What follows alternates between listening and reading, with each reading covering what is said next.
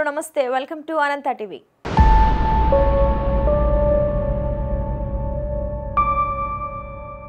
నేరం చిన్నదా పెద్దదా అన్నది కాదు, తప్పుడు పని చేసినోడి తాట తీసేందుకు పోలీసులు ఎంత కఠినంగా ఉన్నారన్న విషయం నేరస్తులకు తెలియాల్సిన అవసరం ఉంది.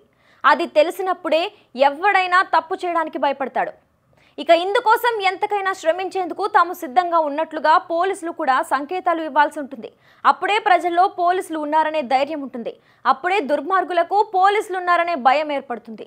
ఇప్పుడు అలా తెలంగాణ పోలీసులను చూస్తే గుండె మీద చేయి వేసుకొని ధైర్యంగా ఉండొచ్చు అని ప్రజల్లో ఒక నమ్మకం ఏర్పడింది. తాజాగా జరిగిన ఒక ఉదంతంలో రాచకొండ పోలీసులు ప్రదర్శించిన కమిట్మెంట్ గురించి తెలిస్తే అభినందించకుండా ఉండలేం. ఒక పోకిరిని పట్టుకోవడానికి 10 టీమ్స్ కింద 100కు పైగా సీసీ కెమెరాస్, 300 టూ వీలర్స్ను జల్లెడ వేసి మరీ ఆ ఆకతాయిని పట్టుకున్న వైనం నా భూతో నా భవిష్యత్ అన్నట్లుగా మారింది. ఆడపిల్లల్ని అసభ్యంగా తాకుతూ మెరుపు వేగంతో మాయమయ్యే ఇతగాడి కోసం చేపట్టిన గాలింపు ఆసక్తికరంగా మారింది.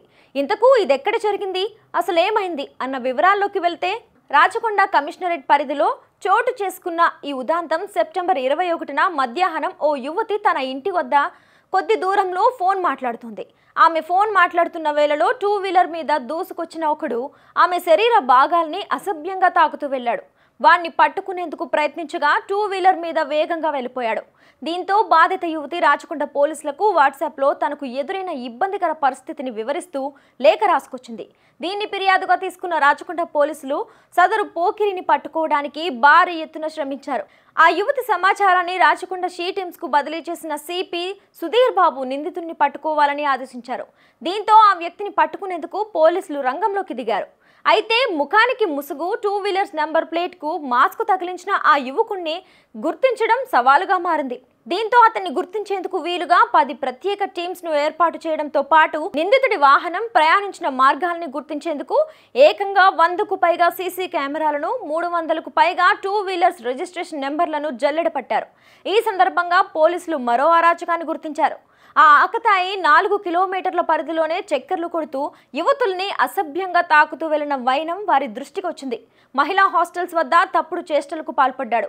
చివరకు పోలీసులు సదరు నిందితుడిని అదుపులోకి తీసుకున్నారు. ఇక మహిళల విషయంలో తప్పుగా ప్రవర్తించిన వారిని అదుపులోకి తీసుకోవడానికి ఎంత శ్రమకైనా సిద్ధపడుతున్నట్లుగా వ్యవహరించిన తీరును అభినందించాల్సిందే అంటున్నారు. అంతేకాదు సెప్టెంబర్ 1వ తేదీ నుంచి 30వ తేదీ వరకు డెకాయ్ ఆపరేషన్స్తో 268 మంది పోకిరీలను అదుపులోకి తీసుకున్న వైనం చూసినప్పుడు ఇలాంటి వారి తాట తీయాల్సిన అవసరం ఉందని చెప్పాలి. ఇక బాలికలు, మహిళలను వేధించే పోకిరీలను రాచకొండ షీ టీమ్స్ పోలీసులు వదిలిపెట్టే ప్రసక్తే లేదని, మహిళలు నిర్భయంగా ఫిర్యాదు చేయాలని రాచకొండ పోలీసులు తెలిపారు. Bus stands, railway stations, metro stations, schools, colleges, కూరగాయల మార్కెట్, బహిరంగ ప్రదేశాలలో మఫ్టీలో తిరుగుతూ షీ టీమ్స్ డెకాయ్ ఆపరేషన్లు చేస్తున్నారని, బాలికలను, మహిళలను వెంబడించే వేధవ పోకిరీల చేష్టలను సాక్ష్యాధారాలతో సహా పట్టుకుని న్యాయస్థానంలో హాజరుపరుస్తూ వారిని వారి తల్లిదండ్రుల సమక్షంలో కౌన్సిలింగ్ ఇస్తామని ఒక ప్రకటనలో తెలిపారు.